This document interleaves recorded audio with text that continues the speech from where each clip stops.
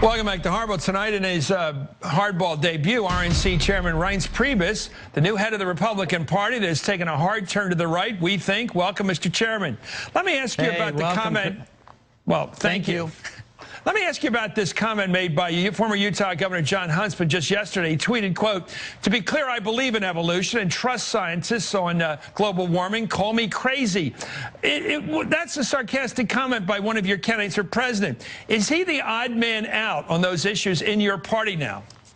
Well, Chris, I don't know. I'm not doing a poll of all the candidates as to those issues, but this is what's going to happen. We have a rigorous debate. We've got, as you've pointed out many times, we've got a lot of different folks in the field. I happen to believe, Chris, that having a lot of candidates in the field, having a big primary is good for our party. It gets a lot of people out there. It gets a lot of earned media, a lot of TV time, a lot of media, and all the horsepower, I think, is on our side of the aisle right now.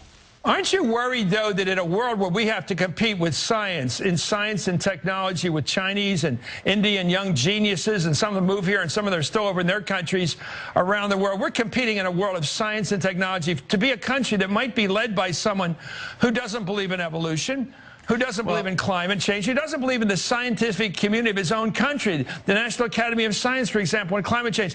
Wouldn't that be kind of scary to have somebody who was so anti-intellectual as president? Well, come on. I mean, well, would it be? You have the answer to the question. He's your party. Here's what I think. Here's what I think. I don't think the election is going to be decided on evolution. I think the election is going to be decided on a fundamental question that the American people are going to ask themselves, and they're going to ask themselves whether or not they're better off today than they were 3 or 4 years ago. Sure, well, that's a good question. And they're going to answer. And they're going to answer that question. If that's the issue, you win. If that's the issue you want. If it's just about conditions, but I'm asking you about the philosophy of who leads our country. Philosophy is important, right? Isn't it? You guys are always talking about the philosophy of our president. Isn't it fair to ask about you call them a socialist, a lot of your people. Isn't it fair to ask about the philosophy of Perry and Bachman and the rest of them? Isn't that fair to ask about their philosophy? I don't think it's unfair. I don't think it's unfair, but I can't sit here and tell you what the philosophy is of all 12 candidates and sit here and get into a give and take on each and every one of the candidates. Well, you're experts on Obama. You call him a socialist. Well, what I can tell you is that well, wait a minute. I mean, people are going to, I told you what they're going to ask themselves. And they're going to ask themselves whether or not this president's followed through on his promises. And what this president told the American people is that he would cut the deficit in half by the end of his first term. And what did he do? He introduced the biggest structural deficit in the history of America. I mean, the problem with this president, I think you and I can disagree on a lot of things.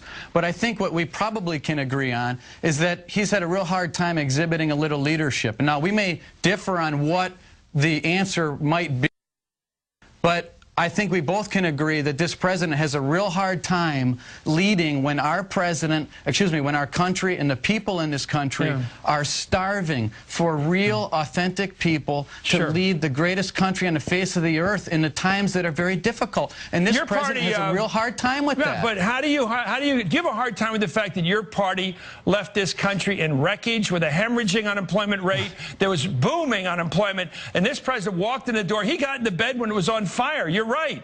But you don't point that out, do you? You think you left this bed all made for him, and everything was great when he walked in the door, right? We had a financial community that was going crazy. Everything.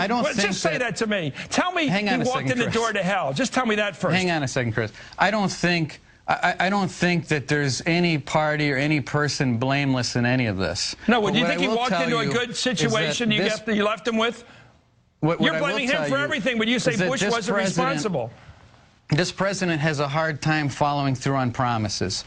He said the stimulus would create unemployment at less than 8%. Unemployment's been on a sustained range that we haven't seen in over 30 years, Chris. I know. We flushed $1 trillion down the toilet, and Americans are hurting. He said he'd cut the deficit in half, biggest structural deficit in the history of the world. Said he'd tackle the debt, and under the policies of Barack Obama, not before him, but on Barack Obama's policies, he put us on a trajectory to accumulate more debt than every single president before him combined, Chris, combined. Yes, sir. The trouble is that the president who came in before him doubled the national debt, never vetoed a single spending bill in 8 years.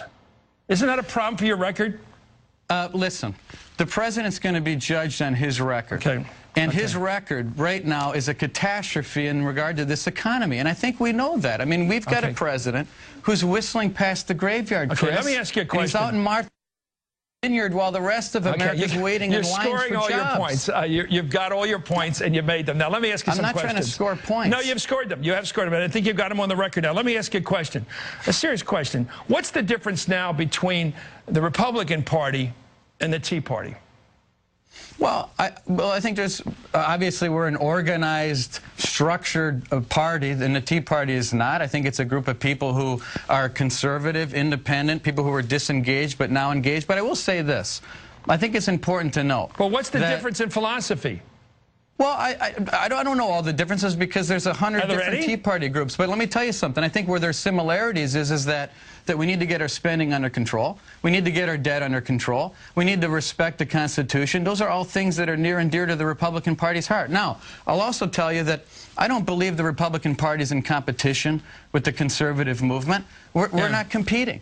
You know, they're their own organization or their own entity, and I'm grateful for it because I think it's moved America in the right direction. Can you name a difference between the parties, between the Republican Party and the Tea Party? Just one difference. We're a structured organization with a registered entity with the Federal Election Commission. And no, on policy. What do you mean on policy? Is there a difference in policy between the Tea Party people who, and there's new studies now that Tea Party people tend to believe there should be more religion in politics. They basically have a bad attitude towards race, towards black people. They have a bad attitude to immigrants.